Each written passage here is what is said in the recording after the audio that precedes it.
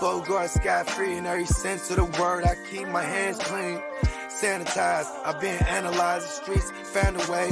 Now I charge you finder's fee. Moutier, the lifestyle blinding me. Gotta be an angle here. It's all geometry.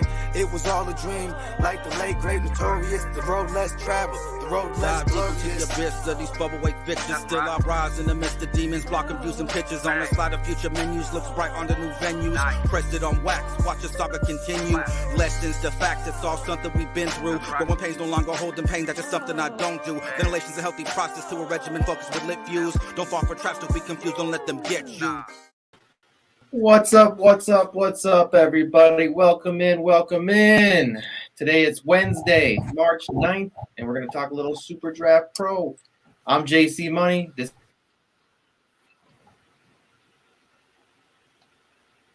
Oh.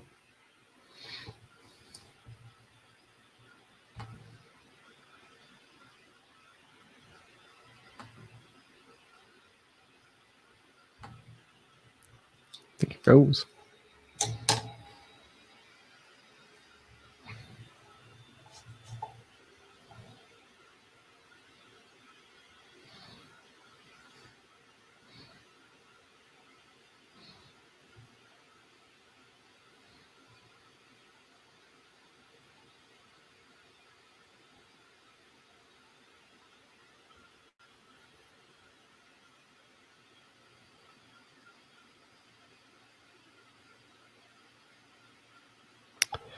So, looks like JC Money's internet fell off. So, we'll get into it a little bit. We got the NBA from yesterday. So, we got studs, duds, dart throws.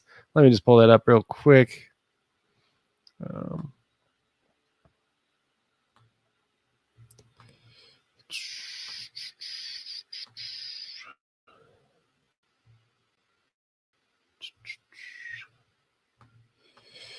Oh, where's the zoom at?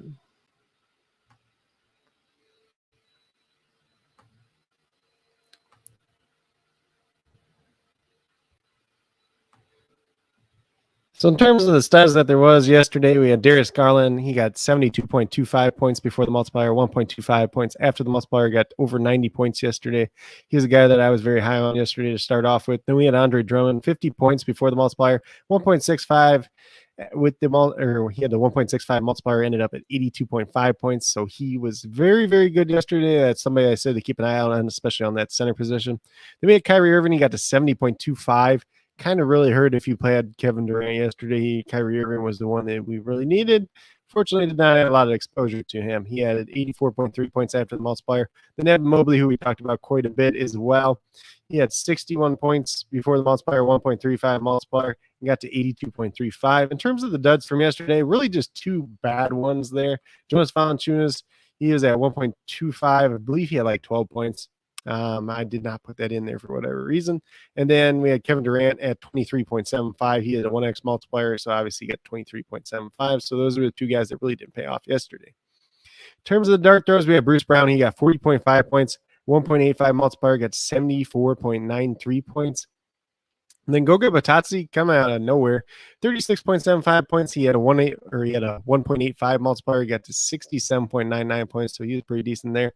And then a couple of New Orleans Pelicans that were kind of backups in the blowout. So we had Willie Hernan Gomez, 30.25 points, 1.85 multiplier. He got to 55.96. So he was a decent play yesterday if you would have played him. I don't think anybody played him. Same thing with Jose Alvarado below him. Got to 29.75. And he was a 2x multiplier, so he ended up with 59.5 points overall yesterday. So that was kind of a little bit of what happened yesterday. Kind of a hit or miss day overall. In terms of what we're looking at today, we've got the guards in place. So we have Luka Doncic. He's a 1x. Don't need to say too much about Luka. Obviously, you can play him at forward as well. Same thing with DeJounte Murray at 1.05. A lot of these names are pretty similar. There's not too many new stories for them. DeMar DeRozan at 1.15. Obviously, you can play him at guard. You can play him at forward. Nikolai Vucevic may or may not play tonight. That's something to keep in mind, though, too. Could help out DeMar DeRozan and Zach LaVine just a little bit. Shai Gilgeous-Alexander, 1.15. Pretty much him and nobody else in the Thunder team at this point in time. They are missing Trey Mann as well tonight. So then we have De'Aaron Fox at 1.25. He's going to look pretty good. Domantas Sabonis is suspended for tonight's game, so he obviously will not be there. Then we have CJ McCollum at 1.25. There's no Brandon Ingram once again tonight. Should have another pretty good game out of CJ McCollum. Then we had Terry Rozier at 1.3. This is a quote-unquote revenge game for him since he's playing against his former team and the Celtics. And then we get down to RJ Barrett, 1.35. He's been playing pretty reasonably well as of late. You can play him at guard. You can play him at forward as well. Same thing with Cade Cunningham, 1.4. You have the high upside there. You can play him at guard. You can play him at forward. Then we go down to Reggie Jackson, 1.5. I know the last night was not the best for him, but hopefully he bounces back tonight. And then Kevin Porter with 1.5. You can play him at guard. You can play him at forward. A little bit of boom bust there, but a little bit upside as well. Then we have Bogdanovich, who's been playing lights out as a late 1.55. His multiplier is not moving by any means. Alec Burks, if you want to look at him or Emmanuel quickly there at 1.65, you can take a look there. They're both playing sizable minutes at this point in time.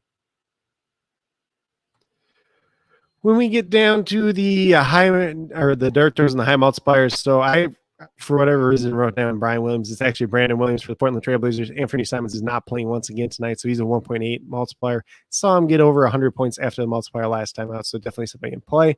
Malik Beasley at 1.8. If some of these guys don't end up playing tonight for the Timberwolves team, he could be in play. Reggie Bullock, he's a 2x multiplier. This is a revenge game for him against the Knicks too as well, so we'll see. Maybe that's something there. Josh Richardson, I did have down early in the day when we didn't know if Devin Vassell and Lonnie Walker were going to play, but they are both playing. So Josh Richardson's probably not somebody you should be interested in at this point in time. Then we move down to the forwards in play. So we have Giannis. Don't need to say too much there at a 1x multiplier. LeBron James, a 1x multiplier as well. And he's already been ruled in for tonight. Domantas Sabonis, please ignore because he is not playing tonight. He's suspended. Julius Randle coming off a big game at 1.15. Definitely somebody you can look at. Jason Tatum, same way, 1.15.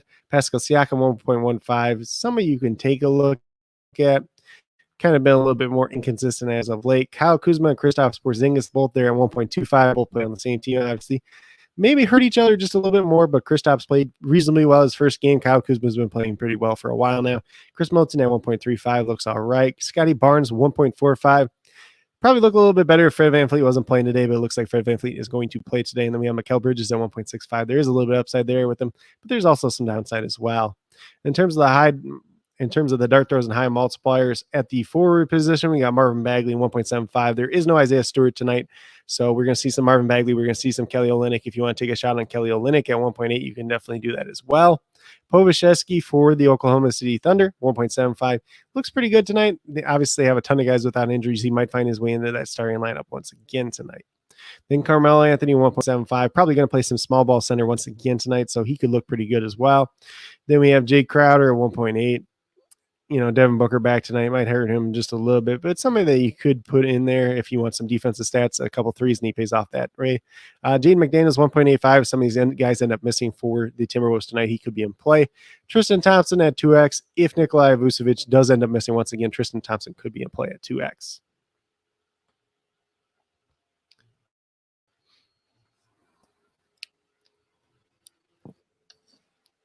Yeah. So, and then let's see. So we get down to the centers. So we got Nikolai Jokic at 1x multiplier. He's obviously going to look pretty good tonight because there's no Domantas Sabonis guarding him. It's guys like Damon Jones. It's guys like Alex Len at this point. So I would not be surprised if Jokic goes for 80 points tonight. That would not surprise me at all. Then we have Karl Anthony Towns. He's at 1.1. Apparently he's the only Timberwolves that's healthy at this point in time. So he could look all right once again tonight. Then we have Rudy Gobert, 1.15. There is some upside there. There's some downside as well. So we'll see what happens with him. Then Bam Adebayo, 1.2. Obviously, you can play a forward as well. And obviously, Jimmy Butler is not playing tonight. Then we have DeAndre Ayton at 1.3. There is some upside there. Not the best matchup personally for him. And then Devin Booker is back tonight too. So it probably takes away a little bit from his production. And then we got Jakob Poeltl at 1.4. Ivanka Zubac at 1.55. Both some upside there if they play enough minutes. And then for the high dart throws or multipliers, we got Sengun at 1.75 if Christian Wood would end up missing, and then Jackson Hayes at 1.8. But he really hasn't done too much as of late.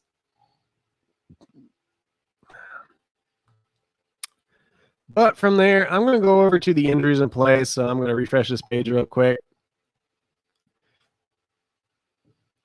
Just make sure we don't have any more news at this point in time.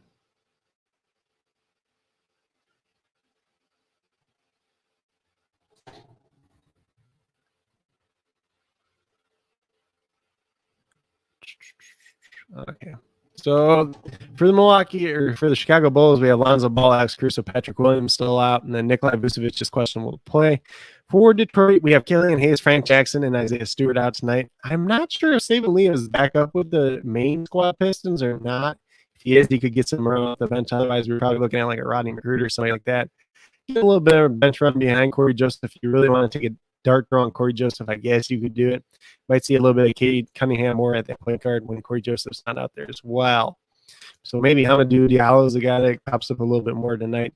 Then for the Boston Celtics, we're without Aaron Nesmith. Then for the Charlotte Hornets, they're without James Bouknight, Gordon Hayward, and Jalen McDaniels once again.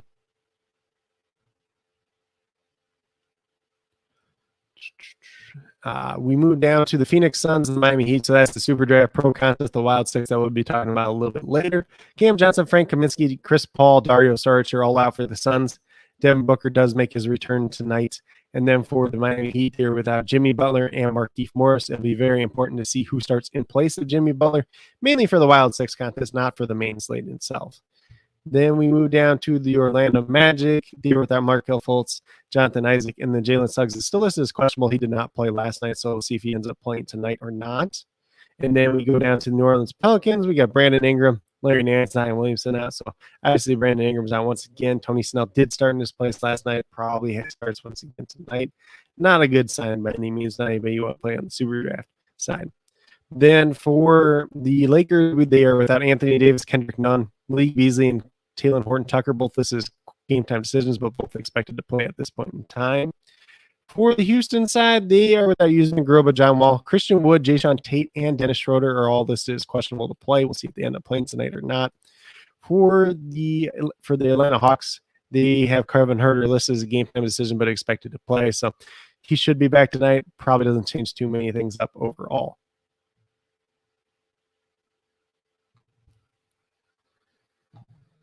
For the Milwaukee Bucks, they're without George Hill, Brook Lopez, Pat Connaughton, and then Lendell Wigginton is doubtful to play tonight.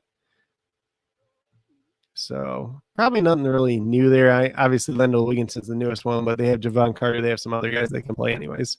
Then for the Thunder, Derek Favors, Josh Giddey, Trey Mann, Jerome Robinson, Earl, and Kenrich Williams are all out tonight. Obviously, we talked yesterday, Ty Jerome, Lou Dort, and Mike Muscala are all listed as out for the season as well. So the Thunder don't have a lot of depth at this point in time. They do have Povashevsky projected to start. We don't know if that's the case or not.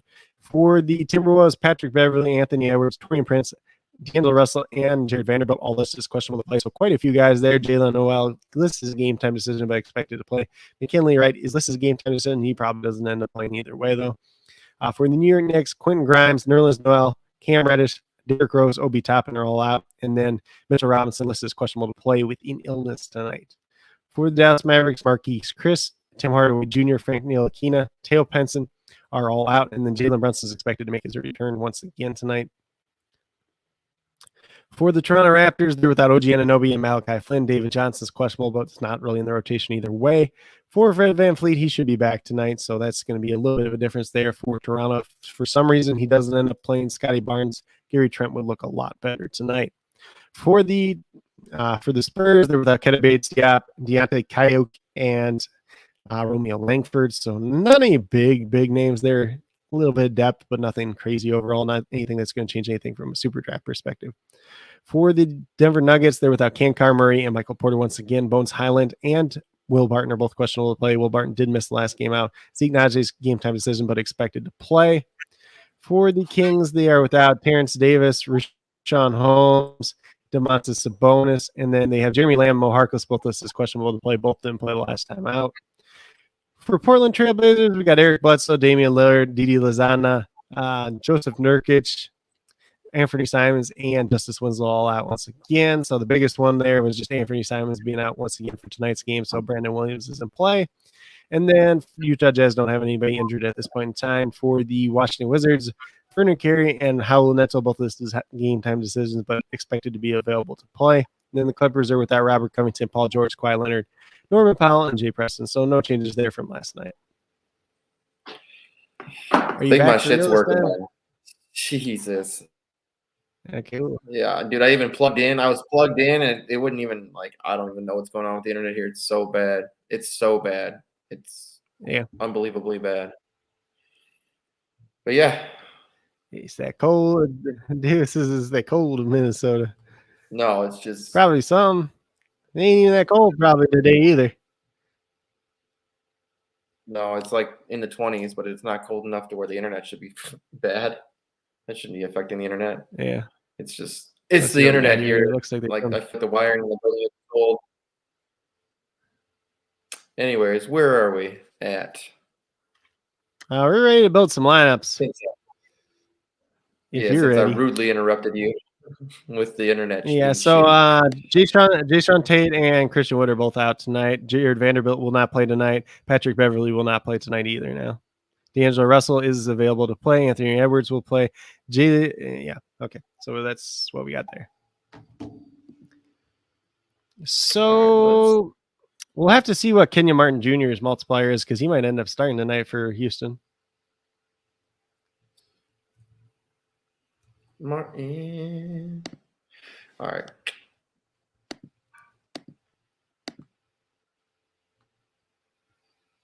Boom. Okay. Time to set some lineups. See how slow this is. Look how slow it is. Yep. For me, just sharing. It's crazy. That's crazy. Yeah. Mine was doing that too, though. So. All right. Anyways, let's get into it. So looks like we got let's do basketball first. Yeah. Main slate. No, we have to. What? Main slate basketball. Yeah, we gotta do main slate first, then we gotta do SuperDraft Pro, and then we'll do golf after that. Yep.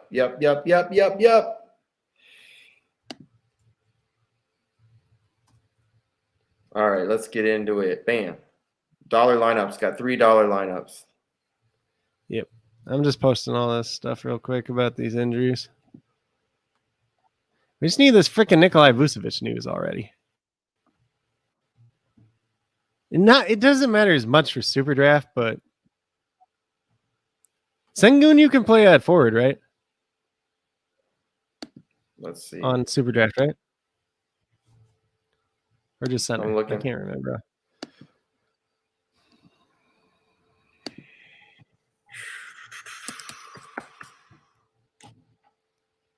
You can keep up with me. No, it looks like just center. Just center? Yeah.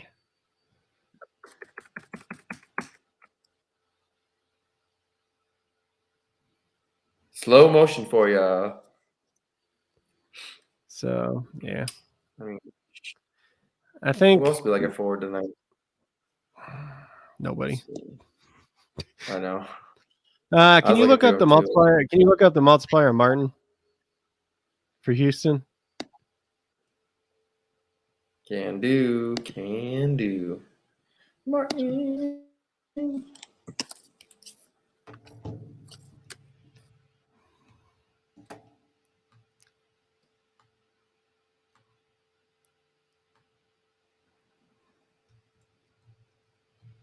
1.85. Kenyon Martin. Yeah, Kenyon Martin Jr. His daddy was the #1 overall pick.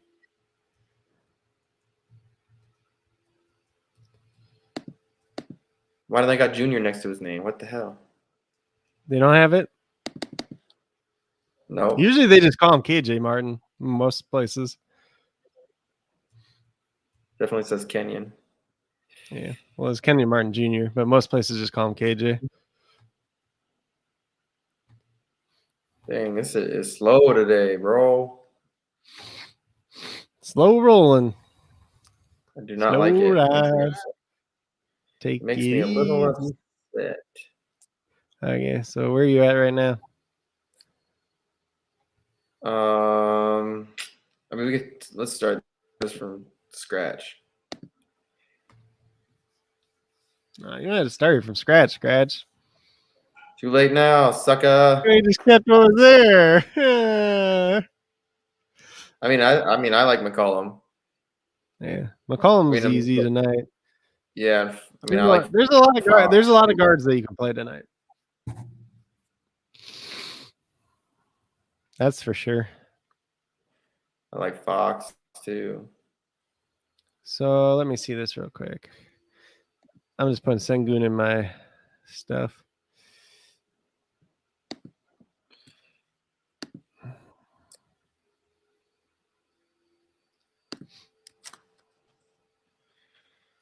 Does KJ Martin I think start David tonight, was saying though? something earlier. What? I think David was saying something earlier to me about David, was it Sengun you were telling me about? He said like he I have no idea what you're went on saying. RotoWire and he said like it was like 50 lineups or something like that, and it was the same center for every single one. Yeah. Should be Jokic, but For 50 lineups. I mean, if you're playing tonight, you should probably have Jokic in a lot of lineups. You probably should have Sengun in a little bit of them too. All right. We'll play him in the crazy one. Yeah.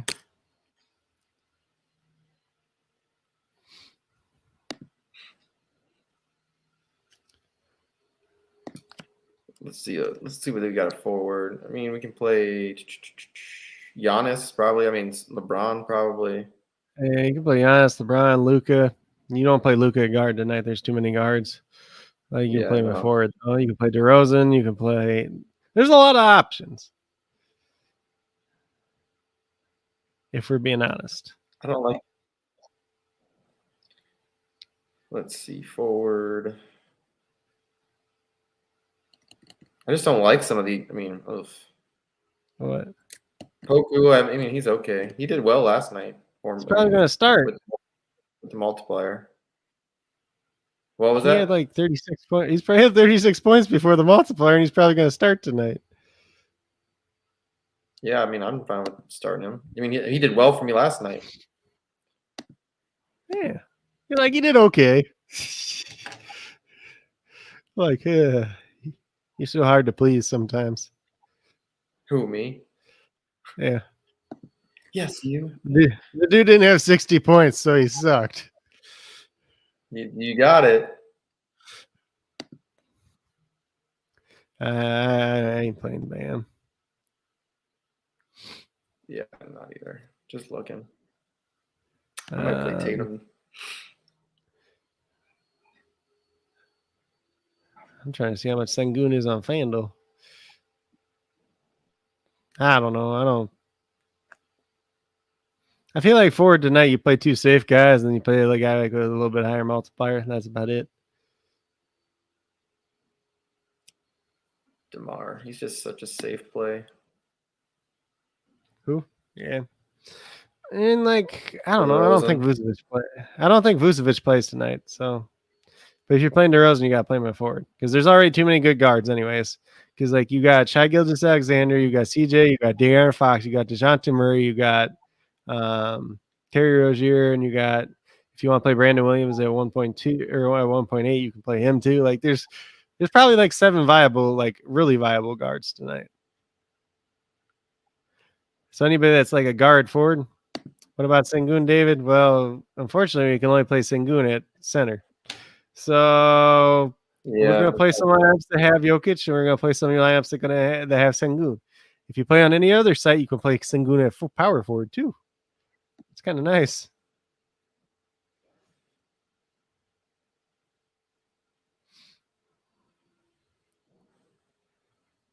I think we play Rozier in here too. Let's see. Yeah, just play him.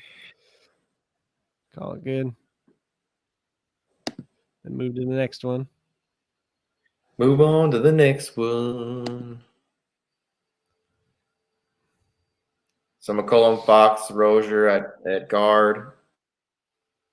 And then Giannis, DeRozan, Tatum at forward, then Jokic at center. Yep. Ooh, Kenyon Martin Jr. I got money to spend now. I'm just getting excited over FanDuel here too. While you're taking 5 years to load. Oh, my computer apparently decided it doesn't want to be good. I need a new computer. Big time. Big time. Give this man a computer.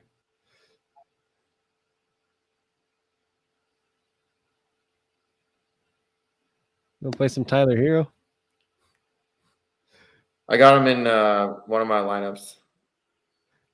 I was mainly talking to myself. Oh, I mean, I would be. I mean, why wouldn't you want to? I mean, even though he doesn't start, he still does really well when he gets the opportunity. They refused to start him. That's the point. It's funny. I don't know. I've never seen a team not want to start somebody so much.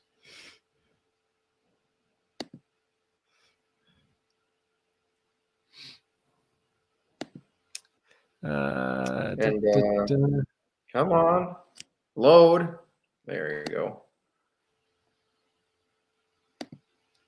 So this is like my initial look here. This is the first one I set up. So McCollum, Hero, Rozier, Luka, Giannis, LeBron, and then Jokic. Look at all those high multipliers.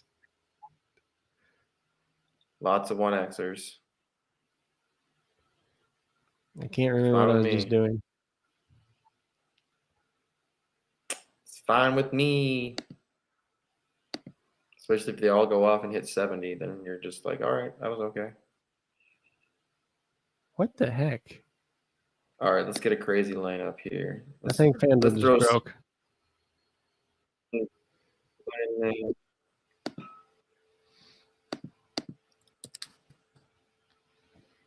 Let's see. Sengun is where we're going to throw Sengun in there.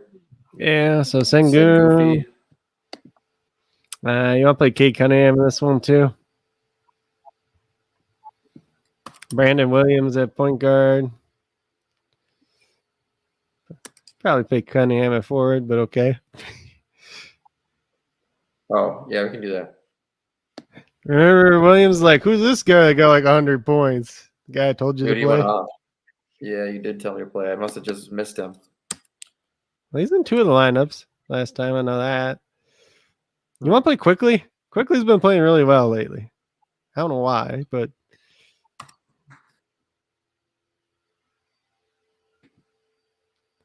Quickly. Not so quickly. I got him. Not so quickly. 1.65. Did you play Poku yet? Not yet, but he'll get in here. He's like our mascot. I mean, he's been doing good. He is good. I know he is. And we're probably gonna do another lineup with some risky guys and some like higher ups, or then some like safety. Let me see what my phone tells me. There's some more crap. Something else happened.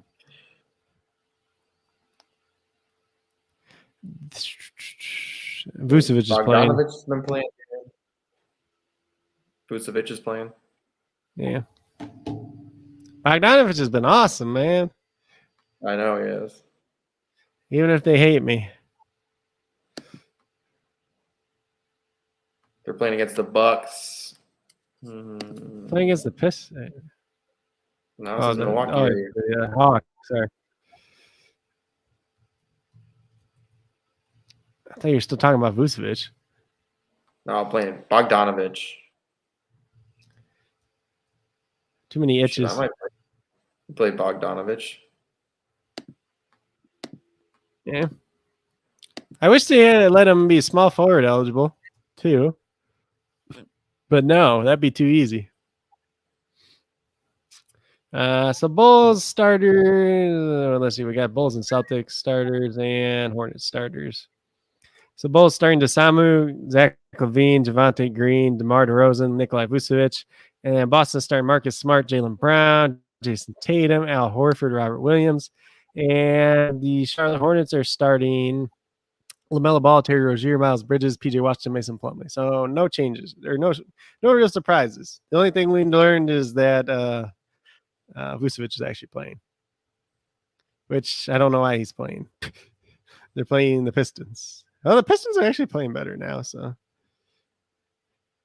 oddly enough, the Bulls have one of the best records in the NBA, right?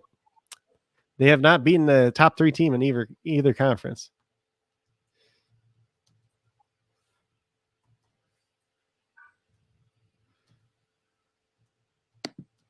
Bogdanovich night? Nope. Yeah, Bogdan's been doing pretty good. Yeah, because Let's, Tree Train forgot how to shoot again. Still keeps trying to shoot, but he can't make anything. I don't know. Who else should we throw in here as a dart throw guy? Where are you at so far? Throw Bridges in here. Yeah. Yeah, so I'm thinking too. Yeah. I'd rather just play Crowder at this point. Let's see. Let me make this bigger. So you just play one of the Pistons guys, probably. So you play Marvin. So here's the thing. I think everybody's gonna play Marvin Bagley tonight. So I think like there's an advantage to playing Kelly Olynyk just because everybody's playing that Marvin Bagley. Lunch lady? Yeah, look at this. You aren't playing that lineup, are you? Yeah. Well, we play a couple crazy lineups every night just in case. So Isaiah Stewart's not playing tonight. Bagley came in and played well off the bench, and he got all the minutes because of that. But Olynyk's starting probably. Unless Bagley starts. If Bagley starts, then we'll play Bagley. But I think there's an advantage to playing Kelly Olynyk just because everybody else is going to play Bagley because they're chasing the last game. That's where the leverage is. He just needs minutes. He's a good fantasy point per minute producer, but he hasn't played very big minutes this year yet. He's healthy now. That's the only thing that worries me about it. I ain't worried. If he hits that, over 20 minutes, he's all right. Yeah. You can get 28. You think he's going to get 28?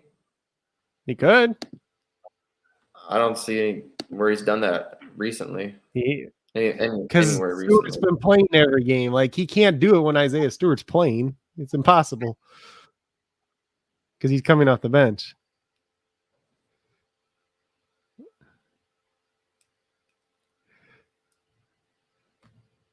He has put up big points. Let's see, like there's 27 minutes, like 28 minutes. I like that. 25 minutes, 38 points. He's a good fantasy point per minute producer. He just hasn't been able to play big minutes because Isaiah Stewart starts and they don't play on the court at the same time. So we got Cunningham and Olynyk in this lineup. Yeah, that's fine. Because what's his name? Killian Hayes ain't playing tonight, so Cunningham's gonna get more point guard minutes. All right, we'll take this. We'll shoot for the moon on this one. And the Pistons are actually playing well right now too. If you want to get really ballsy on the Pistons, you play Hamidou Diallo tonight, but that's a little too ballsy for me. Dang it! I like Diallo. Yeah, but he doesn't start. So let's see here. Let's get another good lineup set. Like that was a pretty crazy lineup. Yeah, so you want to play like CJ McCollum, like DeJounte Murray and Shai Gilgeous, or did you play Fox already? I don't remember. And then you play like probably, let's see, you play Luka, you play Giannis, and you play somebody else. You got Sengun in a couple of lineups already, right?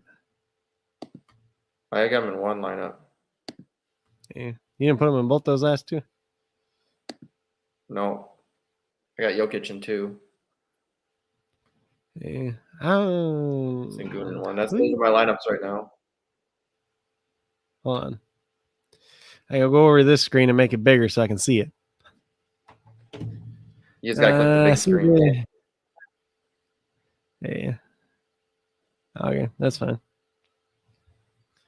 That's cool. That works. Yeah, we can throw Sengun in this lineup. I mean, we can. I like Joker.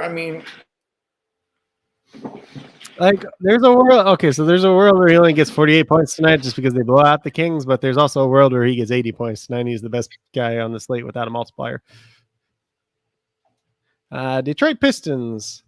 Pistons are starting Bagley, so you might want to change Olynyk to Bagley now. That's fine. I can do that after we get done. What time does that game start? In 15 minutes. Oh, okay. All right, we'll have to change that. All right, I'll change that right after this one. Anyways, let's get to it. Let's set some guards. I mean, I think Murray, Shai Gilgeous, and CJ.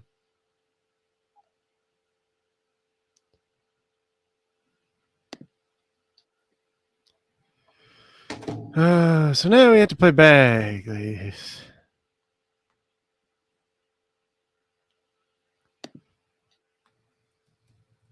all right, let's see. We got a forward. I mean, a forward is pretty self-explanatory. What? At forward. So you play Luka, Giannis, and I don't remember who the last guy I said was. I mean, you could put Bagley in as the last guy if you really want to. That's the thing. Like, just whoever out of him and Olenek plays the most minutes is going to be good because they're both been good fantasy point per minute guys. It's just which one gets the 28 minutes or which one gets 26 or 28 minutes, which one gets 20 and 22, you know? But they can actually, but those two can actually play on the court at the same time. Stewart and Olenek could, like, in theory they could, but they don't. But Bagley and Olenek can play on the court at the same time because Bagley can play the 4. Oh, what's up, you? What's up, Andrew? Yeah.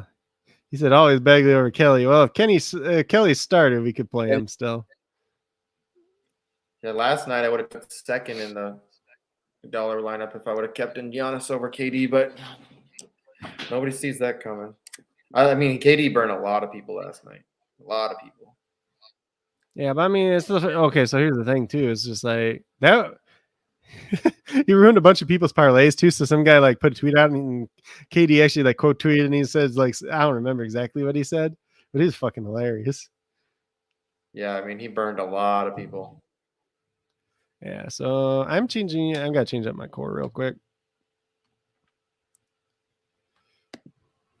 You can throw Bagley in here. I mean, yeah, I like this. Murray, Gilgeous, McCollum. I mean, I got McCollum, I think, in every single lineup, which is I'm fine with. Giannis, Luka, Bagley. Then I mean, he's the whole team. Joker. Yeah, that's true. Man, he's been doing really well.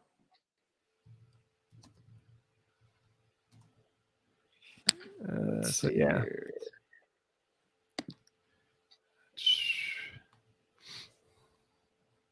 Okay. Edit. Wish my computer was just a little faster. Like a lot faster. Yep. My computer's like, hey, do you remember what it's like to be in the early 2000s? Let's go back. Let's go back. I'd rather not. Yeah.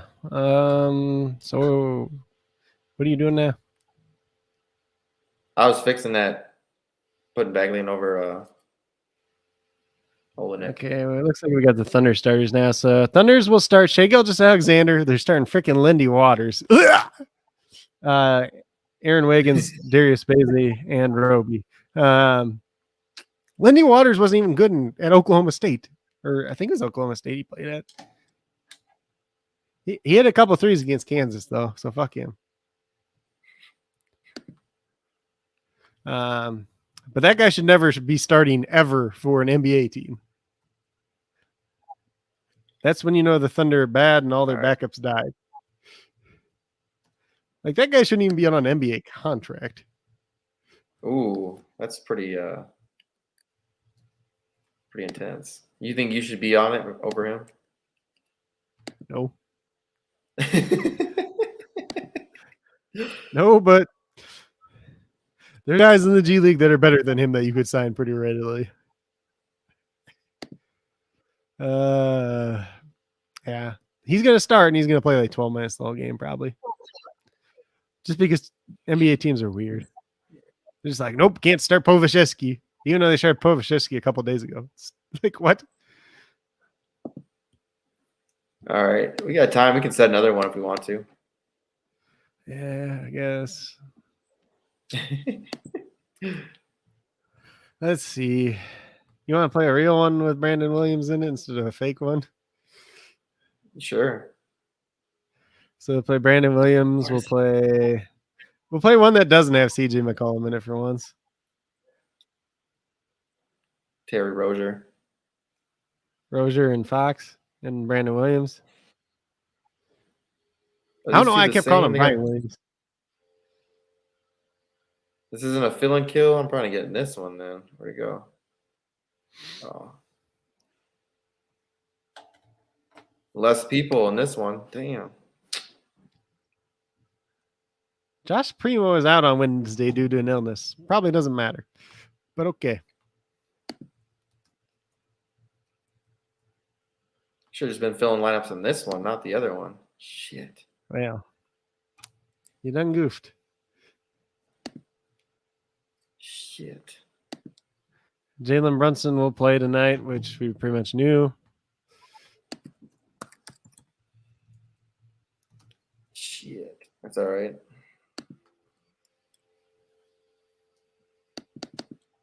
Terry.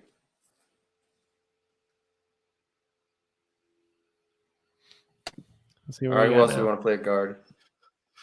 I told you De'Aaron Fox. Yeah. Or Fox. I like Fox. we don't play Fox and we just play Harrison Barnes at forward. We could do that too. I thought about Barnes too. Because there's no Sabonis tonight. I like Fox though. Yeah, well, we got Fox in other lineups too. So True. I think we got more Rozier than Fox though. Let's see. you want to play a D'Lo?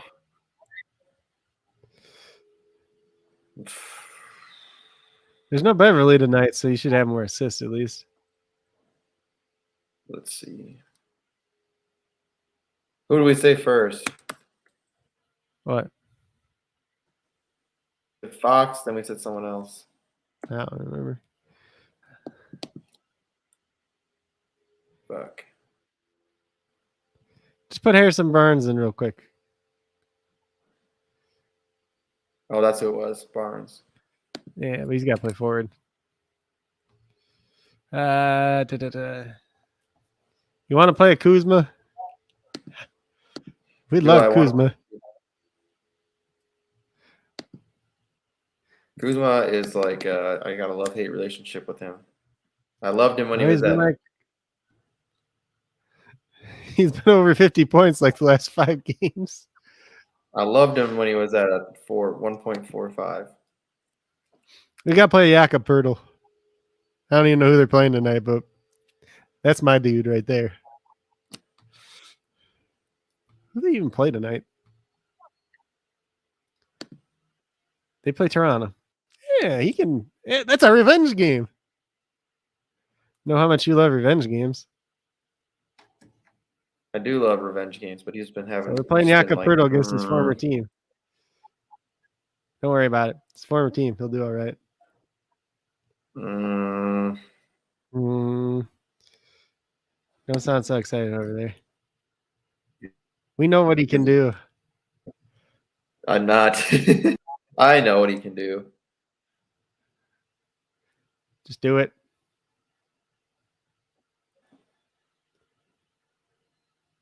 I put him in there. I put him in.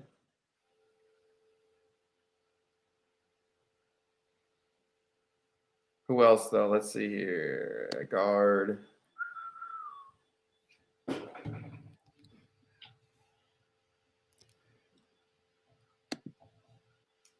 Let's see. What we got now?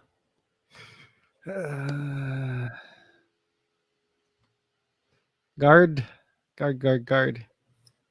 Yeah, Andrew says possibly tougher NASCAR week with shorter practice for the boys, for the guys. Yeah, and you said you're gonna bring your homie on, right? This Sunday.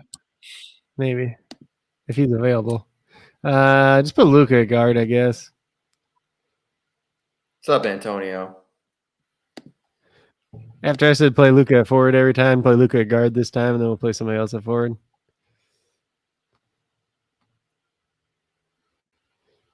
You want to play? You want to get one LeBron share just in case?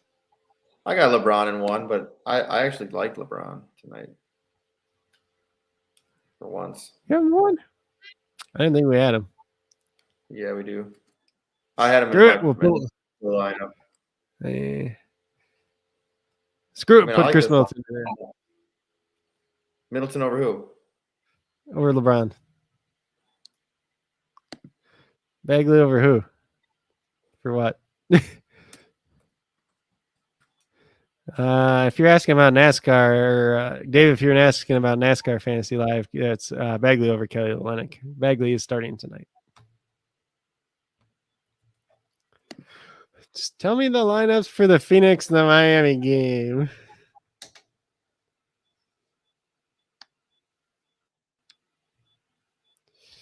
Do you hear that sound? I hear some. I also hear my nose, so.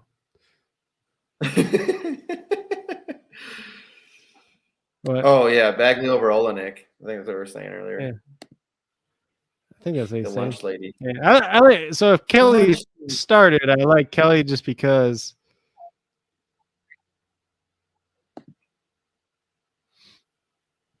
You know, I still like the idea of just putting Kelly Olynyk in like one lineup just because like Bagley could get in foul trouble or like anything can happen, you know. Anything is possible. If you put your mind to it. All right. Okay. I can't even remember what I bet on. Is that bad? What?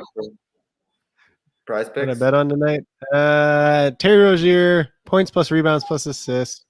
RJ Barrett over assist. RJ Barrett over assist was like 3.5. He's like smashed that lately. Another weird one you can actually bet on is Dorian Finney-Smith over 1.5 assists. He's had 2 of the past 6 games.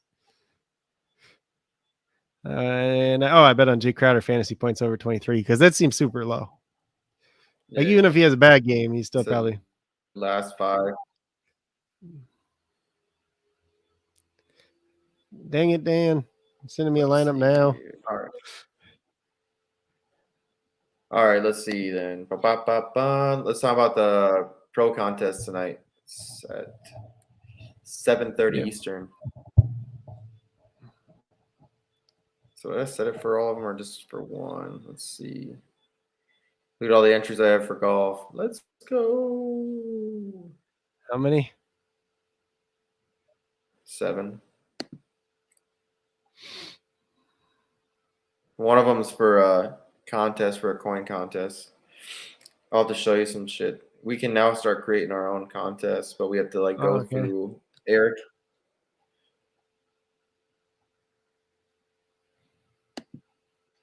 All right, so if you're on here, SuperDraft Pro, SuperDraft IO on your desktop.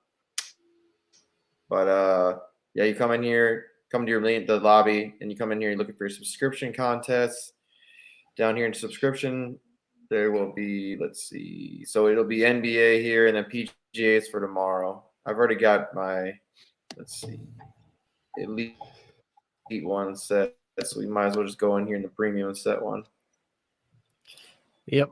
So the biggest thing we need to know is just who ends up starting for these two teams, but we can kind of talk about the pro contest otherwise. Yeah. Because there is so there is a world where Cameron Payne doesn't start and Booker starts at point guard, Landry Shamet still starts. It's not a very smart world, but there is a world that happens. It did happen before, but that's because Payne was coming back from injury too. So, and then there is a world where, so Miami, essentially we know they're starting Kyle Lowry, Duncan Robinson, PJ Tucker, and Bam Adebayo. Who starts in Jimmy Butler's place is the big question, whether it's Max Strus, Caleb Martin. There is a weird world there where Victor Oladipo ends up starting, which wouldn't make a lot of sense since he's on like a 15, 60 minute per game restriction, because by the time you play him the first 6 minutes rotation, then you only got like 10 more minutes of the game you can actually play him. So who knows?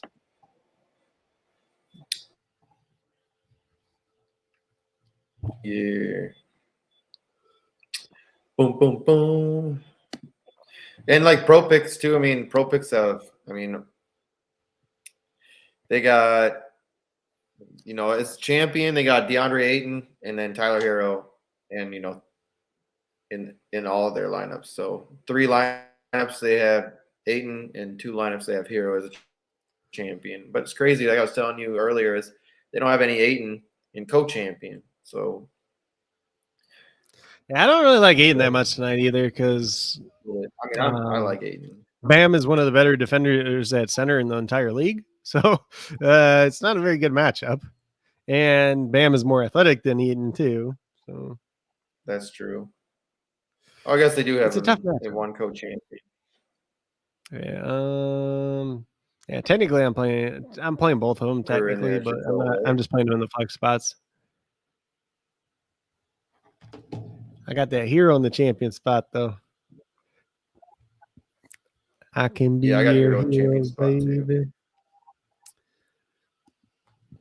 And then they got McCall Bridges, Booker, I don't even like Caleb Bridges Martin. Tonight.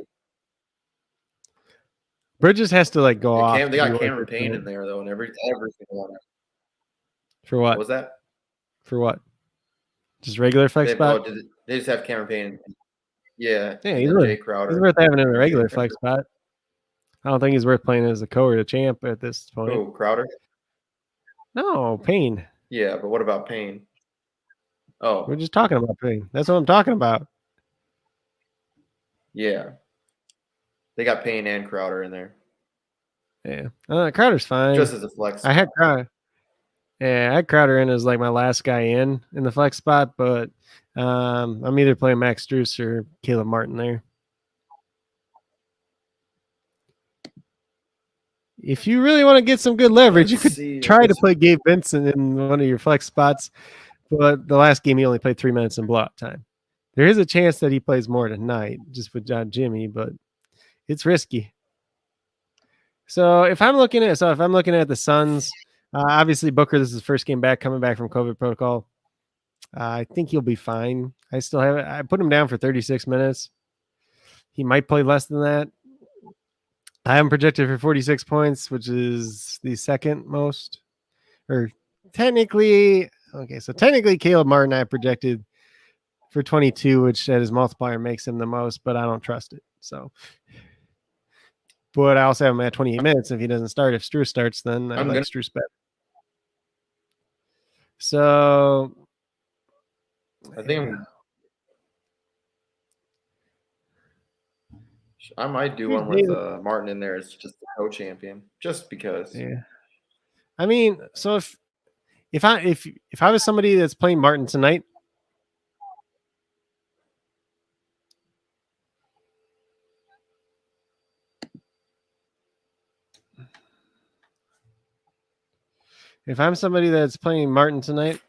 I'm probably if you want to play Martin, just play him all the way up in the champion spot.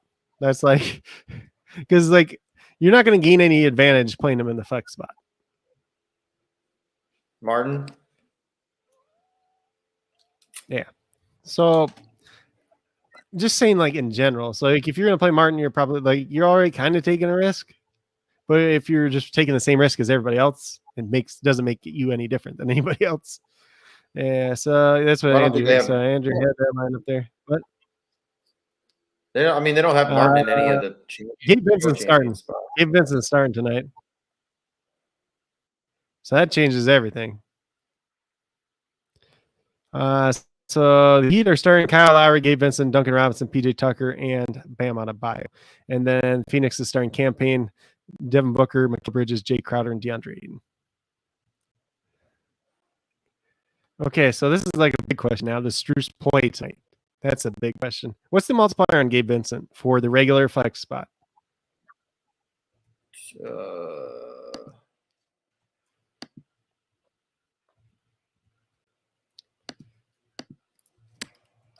2.3. I'm probably just gonna play him in my last spot. Yeah, I'm looking at this. So this is this one day. Okay, so this is something that could be a trap too. He could just start and play 16 minutes too. Yeah. We don't know exactly what they're gonna do. I don't know. I don't know if Lowry and Vincent have started a game together yet this year. And obviously they haven't started a game together where Victor Oladipo was active.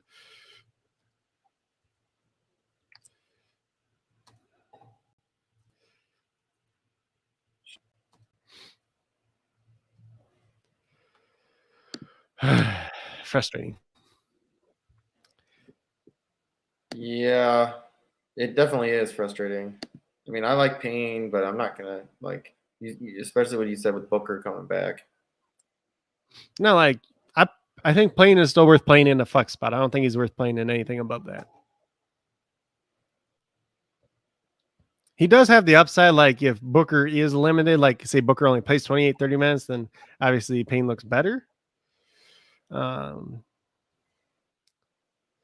I'm trying to figure out what Gabe Vincent's at over here now. Can this fit? Probably not. I think we're just gonna try that.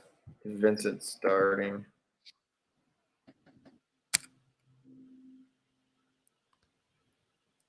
Yeah, this doesn't fit. But I know my other. Let's see. So Max Strus, I'm just trying to figure out on DraftKings too, like, because Max Strus cannot. This is ugly.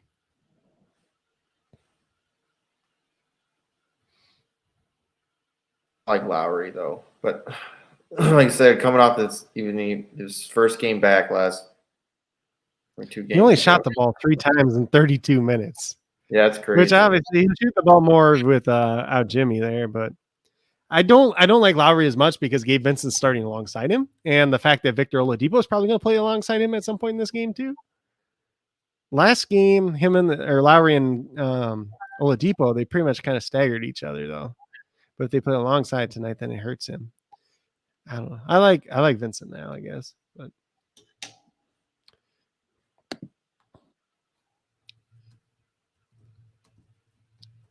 I don't want to play Bam at all, but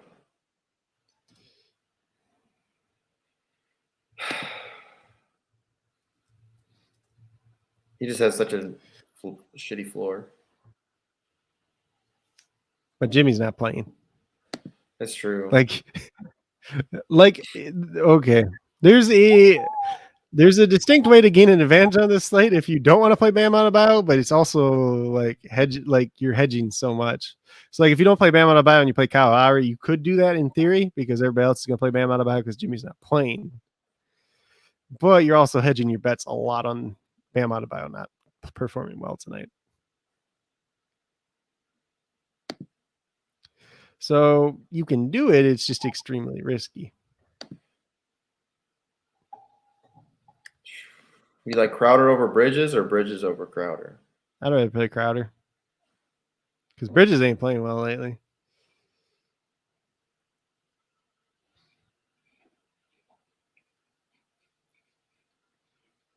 Yeah, this shit's gonna be crazy.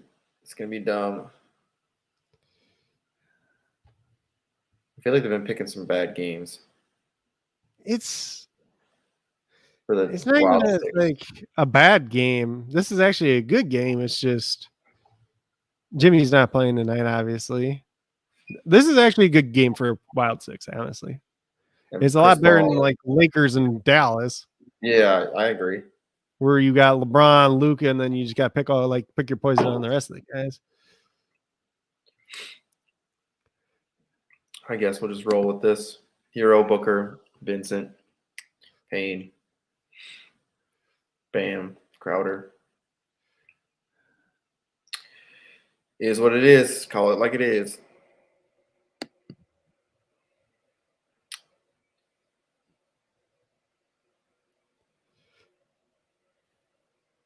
Yeah.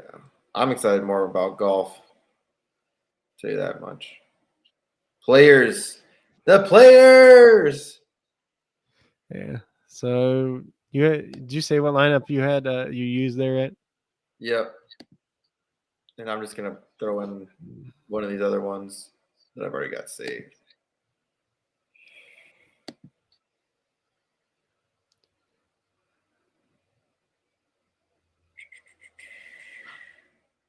I'm doing it, dude.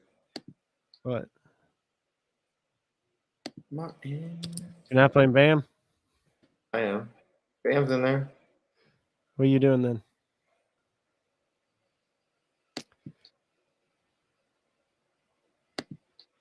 I threw Martin in there as a co just to piss you off.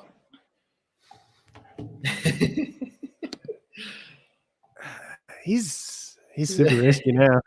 I mean, like if he started, he wouldn't look bad, but now like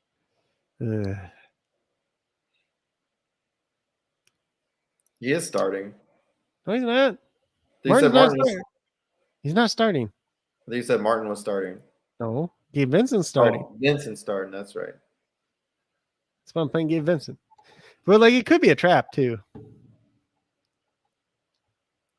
Dang it.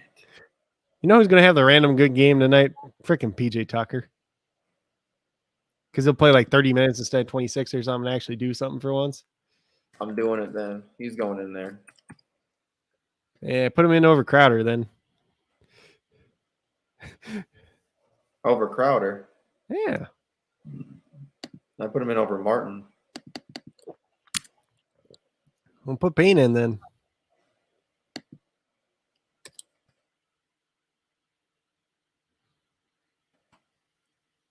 What? What? You said Bane. Payne. Oh, I was like, what? Cameron Payne. What? Yeah. There you go.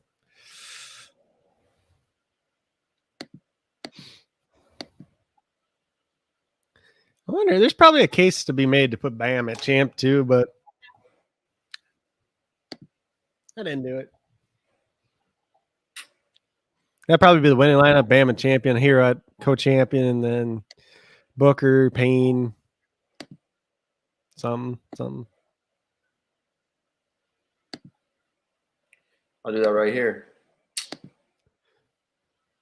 Put Bam at champ, Hero at co-champ, Yeah. Booker, Payne, and somebody.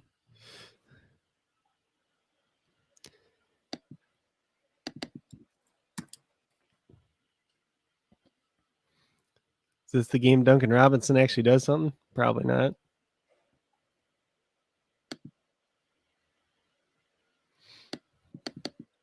Who else we want in here? I don't know. Kyle Lowry.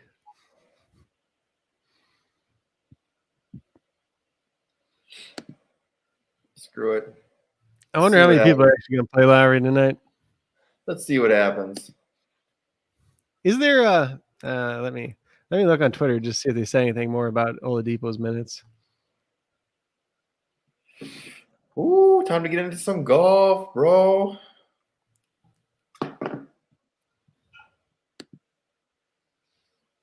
Let's see.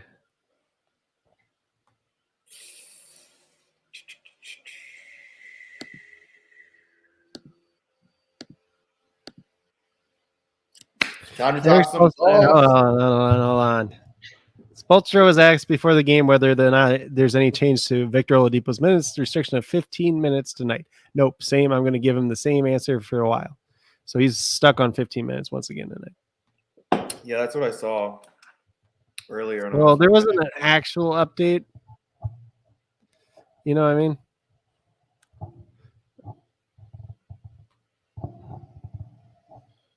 All right, let's see here.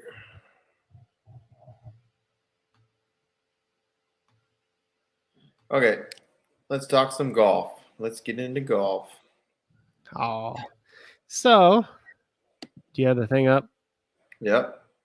Okay. What do you want to talk first? Do you want to talk players, or do you want to talk? I'll do the top 10s from the last 4 years. Which what?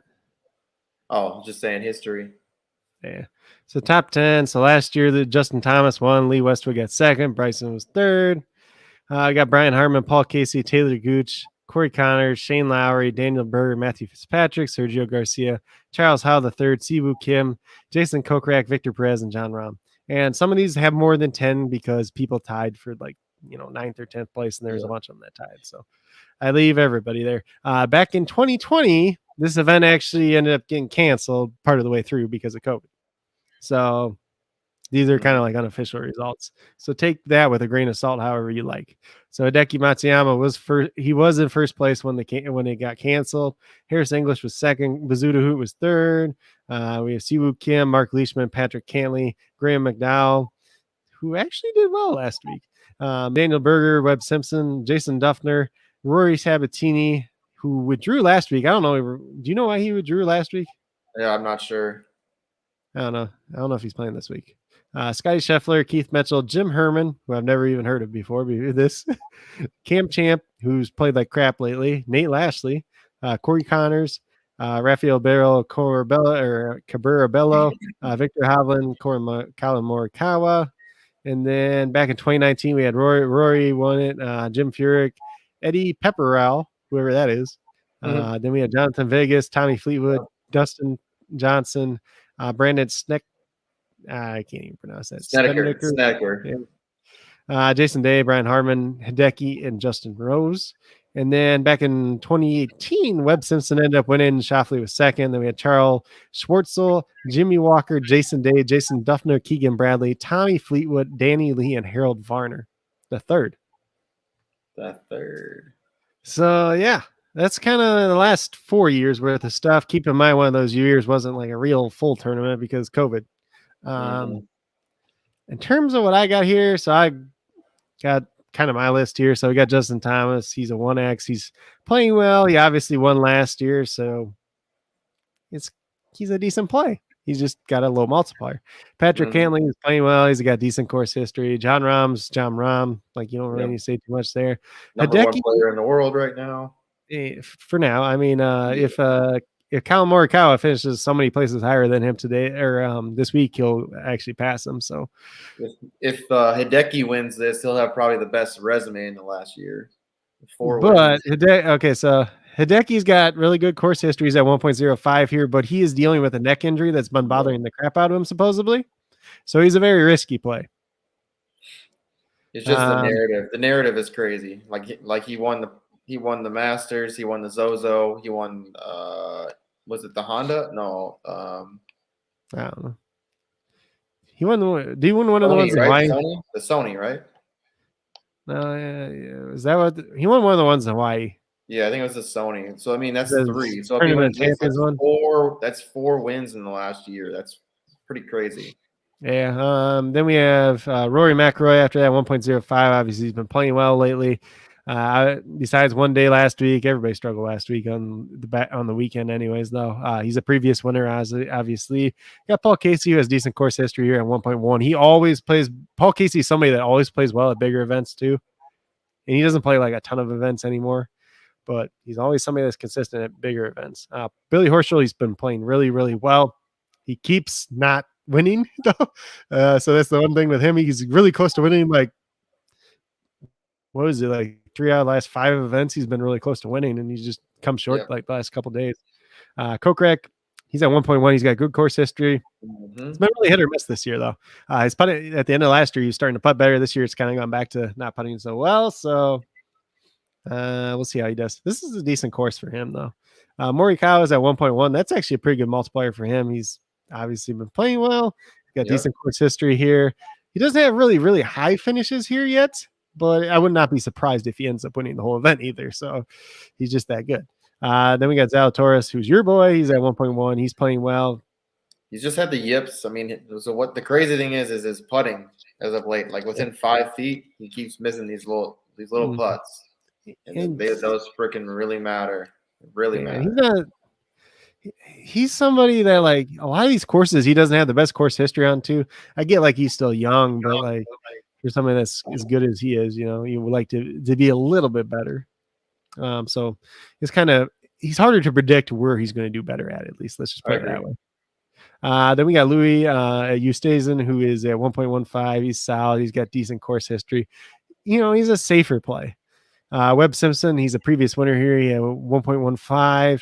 He's got decent course history here. I think he was the one I was listening to someone that missed a cut last year, but he just hit the ball in the water and he ended up missing because of that. So Was really, really close to making the cut. But anyways, Corey Connors, he's been kind of hit or miss lately, to be honest. He played a little bit better last couple of weeks, and he's got really good course history here. So if you're kind of going for an upside guy in that 1.15 territory, he's a good bet there. Yes. I build like a $1 lineup where I just got like a bunch of high upside guys in there. He's one of them. Brian Harmon, he's at 1.15. He's been really hit or miss this year. He's got decent course history here, but he's been kind of hit or miss too. So he's finished really high, but then there's also years that he's kind of missed the cut too. So it's kind of like pick your poison there. Really good with his irons though. Yeah. But I mean, it's really important off the tee here.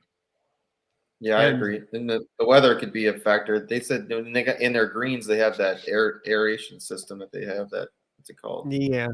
So these are average greens essentially this week. So they're not super tough and they're not super easy. The weather can change that just a little bit, just depending on when you play, if it rains, all that stuff too. But that system that they got, there's this system that they have in the greens. It like blows air, and it keeps the greens from becoming too stiff. Yeah, probably keeps them from not getting too wet either at the same time. Then we got your boy Tommy Fleetwood. He's got good course history here. He's a guy that's got a couple top 10 finishes here. He's playing reasonably well as of late. You know, he hasn't played a lot, but the events that he's done the last couple of weeks, he's done pretty well. Seems like he does better in Florida anyways. So then we got Adam Scott. He's 1.2. He's playing decent. He's got the second best course history out of anybody here. He's made the cut 4 or 5 straight years. He's had like one top 10 in there. So he's a guy that's relatively safe. The upside might be a little bit more limited. I know what were you listening to? Pat Mayo or whatever, right? And they're saying they kind of worry about him off the tee here. I'm more worried about his putting, honestly, because he's been kind of choking some of the days on his putting. He's got kind of that two-handed, the two separated handed driver and stuff, or putter, excuse me. Yeah. So he's got the uses it like a broom sweep. Yeah. So for a while he was doing pretty good there with it, and then lately he's just not been doing quite as good. But he's one of those guys that hits the ball pretty far off the tee, but if he takes a little bit off it, maybe he kind of can straighten it out just a little bit too. Chris Kirk, he's playing really well. He's got pretty decent course history here too at 1.2. He's a guy that I'm pretty interested in. He's a guy I've been rooting for to win the last couple of weeks, and he just keeps him and Billy Horschel, they just keep blowing it. Yeah. I mean, Berger's been blowing it a couple times too, but I just don't root for Berger that much. So he's not on my list just because he's like 1.05, like it's decent course history. Like he's just that guy that keeps blowing it lately. And he's a guy that's for the guys that are up at the top end. He's one of the guys that are more liable to miss the cut of those top end guys.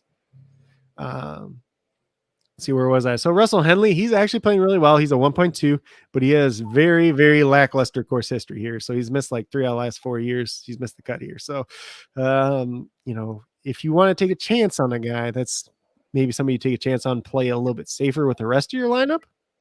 Because he does have the upside. Like if he makes the cut, it's probably because he's playing well and he's probably going to be towards that top 10. But if he doesn't, like things could go wrong. And, he's been a lot more consistent this year though. Because in the past, it's kind of like he make a cut, he miss a cut, make a cut, miss a cut, kind of like back and forth.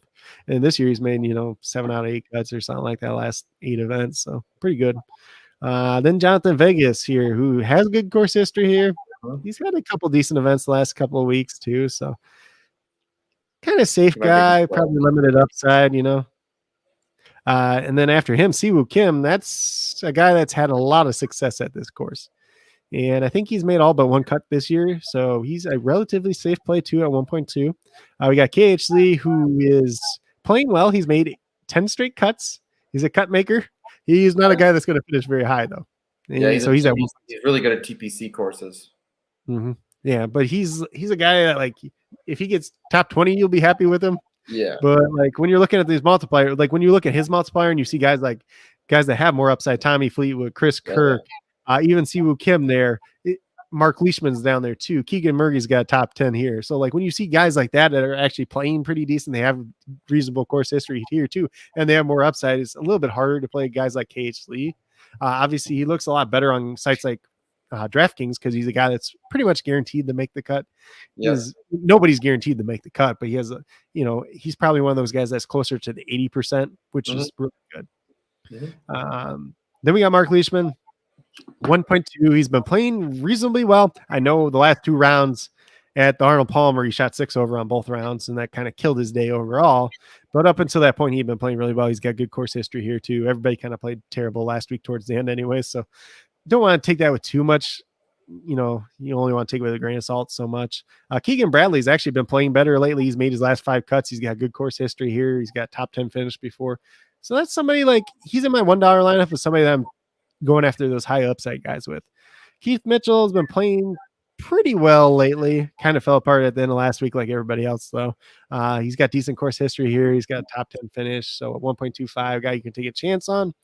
Jason Day is an interesting one here. He's the guy that's in that high upside lineup I keep talking about. He's in there for me because he's 1.25. It's a decent multiplier. He's got very good course history.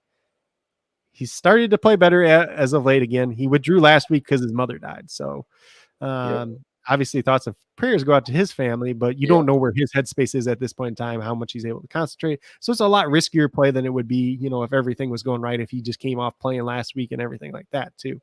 Then we got Cam Young, who's obviously been playing pretty well. He's at 1.3. In terms of these higher upside guys I have here, there's not a lot of them. Cam Young makes a lot of sense. He's a guy that hits the ball pretty far off the tee and relatively accurate too with that. So something that's very interesting there. Gary Woodland, he played decent last week. He came back to life out of nowhere. And he's a guy that just has good course history everywhere. It seems like he's had success, but he hasn't played very well in a long time. So if you want to take that chance at 1.35, you could. I just like that. I put it in behind it, came back to life ? Because, it's just weird. But maybe he takes that success from last week and carries over this week too. He's a guy that's experienced. He's a guy that played like pretty much every course there is. So I wouldn't be surprised to see him make the cut, have a top 20 finish or something like that. And if you get a top 20 finish out of a guy that's 1.35, you're not going to be too disappointed in it. Lee Westwood, obviously, he got second here last year. Made the cut last week. He's made 4 out of his last 5 cuts. He's a guy that doesn't play a lot, relatively. He's more local to the area than some of these other guys anyways, but he's got that upside there. Probably pretty safe at this point in time. So I don't think there's a problem with going with him if you're looking for a little bit more upside. Danny Lee down there, he's at 1.45. Obviously, he's got a top 10 finish here. He's made a decent amount of cuts here. Not playing the best golf in the world, if we're being honest. But he's a 1.45 guy, so if you're taking a shot on somebody like that, if you just want to make a cut, maybe get a top 20 finish, could be your guy. And then Doug Gim, he's at 1.45. I think last year was the only year he's actually played at this course. He made the cut last year. He didn't do that great after he made the cut, but he made the cut. Yeah, there's other guys, though, if you want guys that make the cut, Yeah. I mean, the multiplier does make a difference. It actually really does. Because I was looking at some of the guys the other day in the lineups, and I was like, damn, this guy had a terrible ass day, and he's still he's like +3, and the guy I got is like +1 or like even, and he's doing worse than the guy who's at +4. You're like, what? It's just like he must have had a couple of big birdies or like a a eagle, or like he had one. If you have like bogey free round, like that shit, that's really helpful. Those are the big. I don't think there's been any bogey free rounds the past couple. Well, I take that back. Billy Horschel did have a bogey free round at the Honda, the first round, and I think he was the only one that week that had a bogey free round. Well, you heard, who was it that was complaining about? Rory was complaining about the course this last week. How freaking tough it was. Yeah. He's talking about like he probably won't come back and play again if it keeps being that hard. Oh, for Arnold Palmer? Yeah. Well, see, the Florida weather's been really weird lately for these courses too, because it had been really dry, so the greens were really fast, like the Honda week and the last week you kind of finally got the weather, because like so far this year in golf, there really hasn't been bad weather like anywhere. You might have like half a bad day, but it really hasn't been bad this year. Was there anybody else that you kind of had on your list? I know you had kind of Burger down, but yeah, I got Burger. So let me tell you something right here. So on RotoWire, if you go and they do their lineups, the way they build it is they build their lineups based off of their top whatever players, based off of multipliers and what they think is going to be their score, right? So their top 10. Let's see: Morikawa, Berger, Henley, Smith, Cam Smith, the Gooch, Thigala, Stewart, Gary Woodland, Perez, Leishman, McCarthy, Lowry. Then Justin Thomas, John Rahm, Scheffler, Schauffele, Uthisen. Cam Young is down there, but I mean that's kind of how they have it set up right now for what they project for the, I guess Morikawa they have projected to win.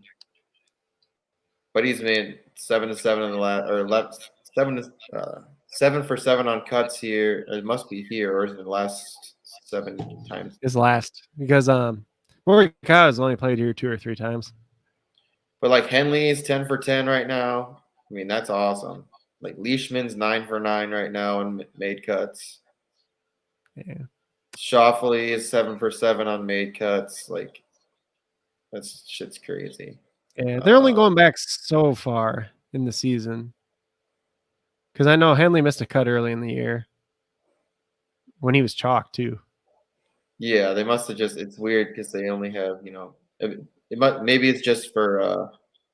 And I think Schauffele's 8 out of 9, I believe. Is that just PGA though, or because I mean the European tour is different if they play there and they miss a cut? No. Well, this is like what they got on DraftKings and stuff too. Oh, and they might count some of the other stuff, the European stuff too.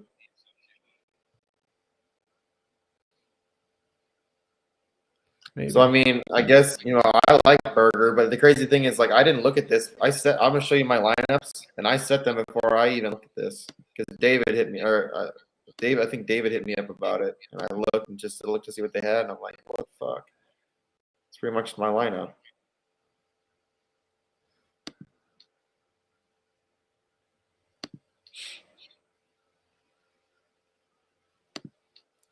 It's pretty much my lineup. I mean, besides Zalatoris, I got Zalatoris in there. Yeah, that's your boy though. But I mean, Gooch, I might take Gooch out. I might take Gooch out just because it's. I mean, was Gooch coming up on theirs? Yeah, Gooch comes up on theirs. I don't really like Gooch this week. And he's not playing the best right now either.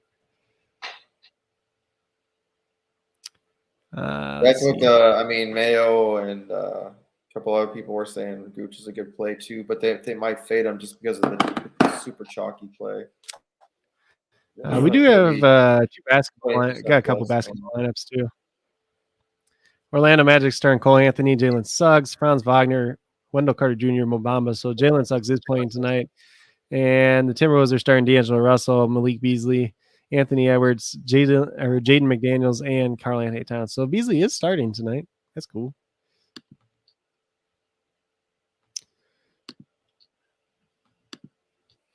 Let's see. I mean, I like my lineups. Like Connors, Rahm. I mean, you have to fire up Rahm just because he's gonna win one of these.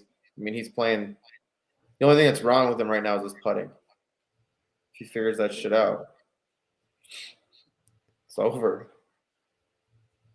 He's just like, I don't know. He's been consistent. He's just not been like what you pay for him when you play DFS. He's not paying off for that. Yeah, I agree. He's being a cut maker instead of a guy that's getting you what you want to get. I like Burns too. Like Sam Burns is another guy that I like. He didn't do well last year, but I'd never trust playing Sam Burns. He's a guy that like he'll never win though. That's like if you get top, what's his multiplier too?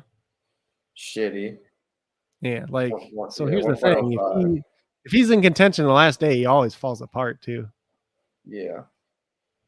So it's just well, like I mean, Cam Smith was somebody that I really like too, but like he's somebody that's going to be high owned. I mean, because most people are going to go off this. What? There's a lot of people that like Cam Smith this week, and I don't really like him this week. So it's last year when he placed 17th. Yeah, it's easier for me to fade him when everybody else likes him too, just because like I don't get it. Like there's a lot better plays. Let's just put it that way. Because I might take Gooch out and just put Cameron Young in there. It's like I don't know. Like I like Cameron Young. I haven't set my regular last week. He's young kid. I mean, Russell Henley is another person I might think about playing. So I haven't set my actual lineup yet, but this is my high upside lineup. Let's see. What is it? Hold on. So my high upside one's Billy Horschel, Chris Kirk, Jason Day, Xander Schauffele, Colin Morikawa, and Cam Young. Because those are all guys that I think could reasonably finish in the top 10. Horschel and Kirk, hopefully they don't blow it again towards the end. Jason Day, if his head's on straight. Xander Schauffele's like the guy that's up towards the top that like nobody's playing this week that has good course history here. Like he hasn't put it all together this year, but he's still a place that he plays really well at. And then Morikawa and Cam Young. So those are like, I like that lineup. I like the upside of that lineup at least. I'm gonna leave this one, save that one. I mean, it's crazy because there's so many plays that you could play. So many plays that you could play. Yeah. And like what I would focus a lot on this week is those guys that are in their 1.15 to like 1.2 range, probably trying to get like 4 of those players. Because that's kind of where the sweet spot is this week. It's kind of where the sweet spot is most weeks, but and I think you could even build like an interesting lineup if you want to play Schauffele, if you want to play Schauffele, Webb Simpson, like because I think those are 2 guys that have really high upside. I have to stay away from Simpson. Why? So if you ever get a chance to watch the Pat Mayo show, they talk about a guy named Tim Anderkirst. Yeah. And Tim Andercuss, and this dude like he basically curses people. Like it's crazy. No, like, okay, so you said this quite a few times, and the one week you said they cursed Billy Horschel, and then he got second. So it must have been one good week. Then I think I told you like he's killed people. Like he like talked about them and they like die like the next day. Like, what the fuck? Yeah, what was I listening to? There's one last year. I mean, dude, Scheffler. I mean, he's just been so hot recently. I just don't trust him. You can't not. He's so bad. Like he's so inconsistent off the tee, though. And like, it's his Sunday. It didn't hurt him last week, but it hurt him the week before, and it's probably gonna hurt him this week.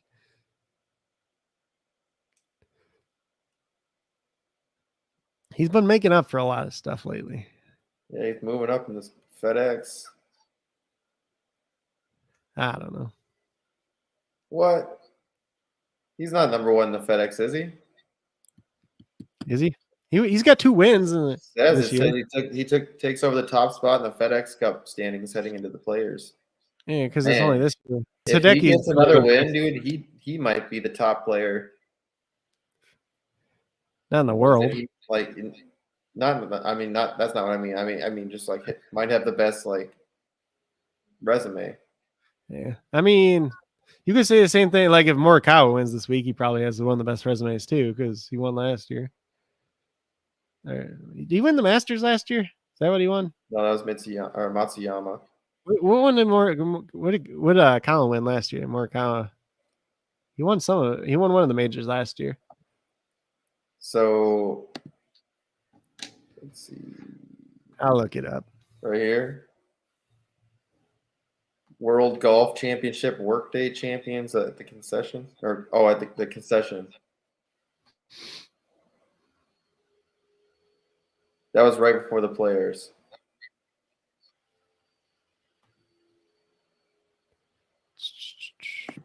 So, yeah, I mean, I might have to play Chef just because. No, he won the U.S. Open last year. That's what Morikawa won. And Zalatoris, he almost won the Masters. Took second. And then 2 years ago, Morikawa won the PGA. So he's won 2 of them. He's won 2 of the majors already, and he's only like what 25. He just turned 25 too. It's kind of crazy when you think about it. So I mean, I might throw Fitz just in here because of the weather. He's been playing pretty damn good as of late. Yeah, he's a relatively safe guy. Do you have a SuperDraft screen up? because I just see the Oh notes. yeah, my bad. I'm sorry. It's just us in here, anyways. Yeah. Well, if anybody wants to watch later. Yeah, for sure. Let's see here. I'm gonna probably go back and timestamp this one. If we ever do anything for like golf, we might as well timestamp it for golf. Yeah, but I definitely I think Fitzpatrick. I like Fitzpatrick. I like Morikawa this week. I feel like they're both pretty safe. Obviously, you're gonna play Zalatoris. There's not gonna be talking you out of that either way. So I got him in my main one, so I mean we don't have to play him in all of them. yeah. I think I'm gonna get a little crazier with this. I mean Morikawa, I think he can win. I think he wins it. And like how the heck? Okay, so he's the number 2 golfer in the world. It's not like he's ever played terrible here, and he's at a 1.1. Why? Like it doesn't make sense. Like you can't talk me into playing Sergio.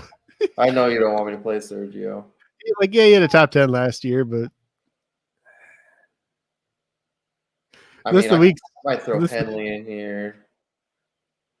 Is this the week? Is this the week that Stroman finally gets his shit together? I was thinking Vegas too. Like Vegas he's got some great history. Yeah, that he's so weird. Like he plays like he doesn't play very well at a lot of courses, but there's like a couple of courses he just plays really well at, and everything else he's just like, yeah, I'm here. You say you threw Schwartzel in there? No, I didn't throw him in, but he's got a top 10 here a couple of years ago. Billy. You know, I don't think he plays that much more. Luke List. Yeah, he's missed a lot of cuts here. Yeah. Who was the other guy they were talking about? Which one? I was trying to think of it. There was another guy that they were talking about. It wasn't Luke List, but it's something like that. I'm surprised you don't want to play Fleetwood. Man. He's good here. I know. He's good. He's also good last week and the week before. Yeah. But he did okay. Like I hate the one thing I've been hating of Fleetwood as of late is just like day one he goes into like above par. Like just count on it now. That's how we're starting. Yeah, he doesn't want to putt the first day. I'll throw him in. Tommy.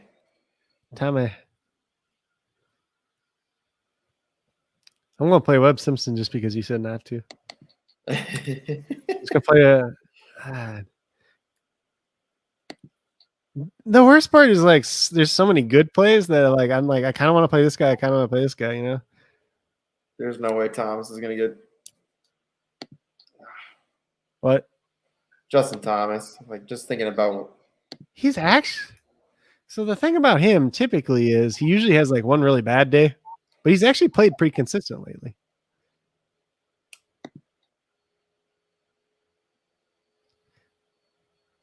But this is a course that's not like the best for his game. Like, yes, he did win last year, but he got kind of like he just happened to play really well here last year. I like Victor too, man. Victor Hovland's been. He's starting to pick it up again. He was really bad at the beginning of the year. Yeah, I mean, I think this is what I'm going to go with. I mean, Shoffley's definitely, he's a good play. I mean, he could be a good play this week too. Yeah, I think I might end up doing something with like Shoffley, Webb Simpson, Colin Morikawa, Chris Kirk. I might play Siwoo Kim. Yeah, that might be a good play too. Yeah, I think I might have to get a couple more lineups in here. He started really good at the beginning of the year. See how I do tonight. I was hoping they had a $20 play, but nope. It's the players, dude. They should. I don't understand. When's the Masters? Is that next week? No. It's like a month. It's like the first week of April, I think. They better have like a big game for that. Let's see. I'm going to set mine real quick. Add new lineup.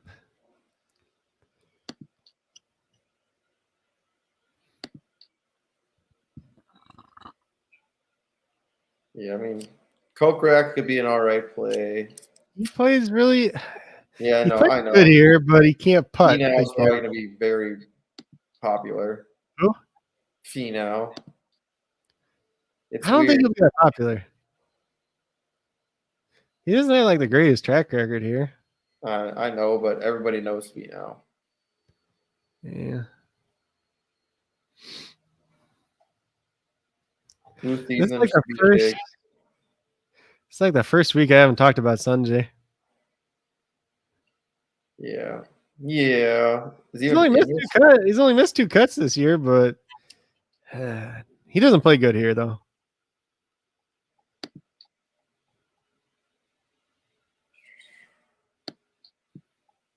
Seventeenth place finish last year. Who? Sungjae. Yeah. He's just really hit or miss here. Fitzpatrick. Who else did I say I was going to play? Webb Simpson. All right, got him. Oh, Fitzpatrick. You said. Let's see. I'm going to probably play Chris Kirk. That's my dude. Oh, I was going to play Siwoo too.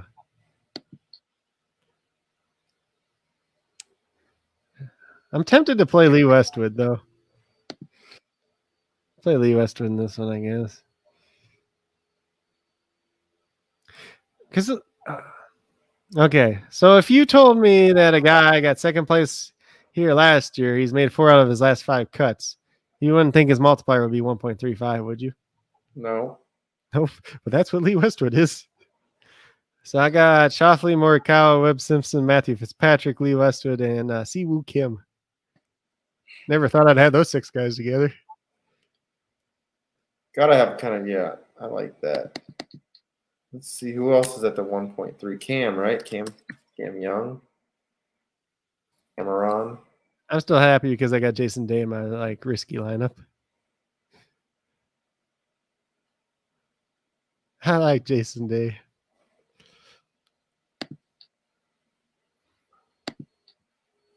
Who else do I want to? Maybe we get rid of Corey Connors.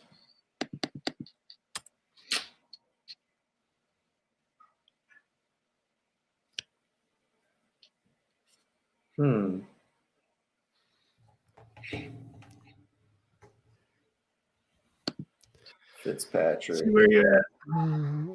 It just sucks because like there's so many. I'm almost tempted just not to play any of the 1x guys this week. Because like, yeah, they could win. Like they're safe plays, but I don't think they win. No, I mean, I can agree 100% with that. Because there's like, always these chances. There could be a chance that all the top guys don't make the cut, or either just make the cut and do terrible. because it's like, okay, so Cantley and Rahm, you can pretty much guarantee Cantley and Rahm are going to make the cut, but like Cantley's probably the 1x guy I'd want this week, just because like he's got so many top 10 finishes in like his last 12 tournaments. He's won like 2 or 3 of them. So like he's the guy that's playing the best. Like Justin Thomas, like, yeah, like I said, he won last year here, but I don't know. He's gonna have one of those really bad rounds again, because he usually does. Dustin Johnson, like, he hasn't played that much. Kind of sucked the last time he was in a real PGA event. Then like Rahm's just like, he's doing good, but it's not good for the 1x. I gotta get Paul Casey in some type of lineup, whether it's in SuperDraft, FanDuel, or DraftKings. He always plays good at these big tournaments. Then I like playing Billy because he's been so close lately. Like Billy and Chris Kirk are they're gonna eventually fall into a win one of these weeks. And like I like Kokrak, but he's not putting well. Like you can make a case for Louis, you can make a case for Webb Simpson. I like Corey Connors. Every time I play Corey Connors, he usually sucks. Like I just always get his weeks wrong because like I'll play him one week, miss the cut, then won't play him next week and he'll get third. So, ooh, maybe we'll play Hovland. I mean, you can do it. He's starting to play better. He's starting to play better again. I mean, you're right though. I kind of want to stay away from some of these top guys. the hardest thing is just with how good some of the 1.15 guys and the 1.2 guys are, like how good those guys are. It makes it really hard to play the guys with the super low multipliers now. Just because there's so many guys in that group. And when you take that group's so much bigger than the other group, and the talent difference isn't that much, and it doesn't take much to get hot and win. And if you get one of those guys and they win, then it's better than, Justin Thomas winning at 1. How many top 10s does Louis have here? It's been a while. I don't know if he has in the last 4 years. Let me see. I like Louis. He's super consistent. He's just kind of old now. Maybe I'm just going to play. Maybe, you know what? Maybe I'm just going to play Harmon. I haven't played him in a while.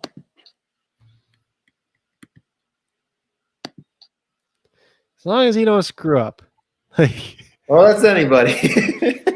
Well, I mean, like with him, that's just how it's been lately, too. Yeah, I like this one.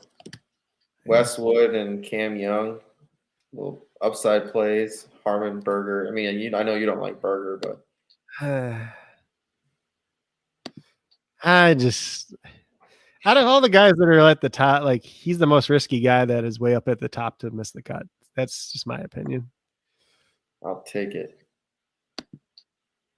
And like, there's so many other people are playing him too, so it's just like, who's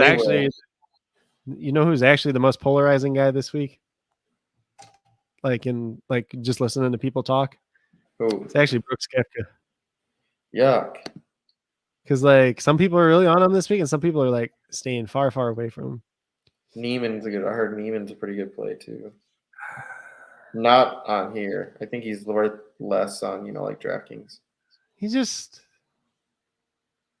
the East Coast courses Neiman doesn't do as well on for whatever reason. But where is he? Who? Brooksy. Yeah, like here, he's not really worth playing because I don't think so either. 1.05 too. Like I'll play him at the Masters. It's more of a DraftKings thing, I think, though, too, because he's not at the top tier and he's not at like the really next tier. He's kind of like in that middle, so he's like kind of the higher. He's the lowest priced of the higher price guys, if that makes sense. He's someone I'll play at like the Masters, like Rahm. I'll play like Rahm. I'll play like probably Matsuyama again, probably. Yeah, if he's healthy. Brooks. Yeah, but he'll be healthy. He's got to be healthy by then. Like the Masters, man. Depends how messed up his neck is. That's true. Hopefully, it's not Chris Carson bad. Yep. Peyton Manning. Yeah. All right. Guess we can get out of here. Get out of here, though. Super marathon. Before we're here all night. Super marathon. Appreciate anybody that held in there. I might throw some timestamps in there for the golf, at least so that people will know what to check in on the golf stuff. But yeah, I'm damn tired, bro. It's only Wednesday. Yep. Ugh. Welcome to life. Yep. It's just going to be one of them weeks, I think. Yep. The amount of work we've been doing on the house and stuff like that, painting and shit. It's just, man. See if we got any more lineups here. So we got Pelicans starting CJ McCollum, Tony Snell, Herb Jones, Jackson Hayes, Jonas Valanciunas. Lakers are starting Russell Westbrook, Malik Monk, Austin Reeves, Stanley Johnson, LeBron James starting at center. And then we have the Houston Rockets, Kevin Porter Jr., Jalen Green, Eric Gordon, Kenya Martin Jr., or KJ Martin, however you want to call him, and Sengun at center. And then the Atlanta Hawks, Trae Young, Kevin Huerter, DeAndre Hunter, John Collins, Clint Capella. And the Bucks are starting Drew Holiday, Grayson Allen, Chris Middleton, Giannis Antetokounmpo, Bobby Portis, and we already know about the Oklahoma and Minnesota one, so we don't need to talk about that. Tatum starting off really well. He's got 15 points, 3 steals, 1 assist, 1 rebound. And then he'll do nothing for the rest of the game because that's how he works. I mean, he'd have a hell of a game if he took first half points, I'm sure. Terry's doing all right. I mean, Terry's got 9 points, 2 steals, 2 assists, a 3-pointer, 1 turnover. Yeah. Let's see. Yeah, I haven't even looked at like basketball stuff yet. I don't look like during the night. I just change things if I need to. Let's see. And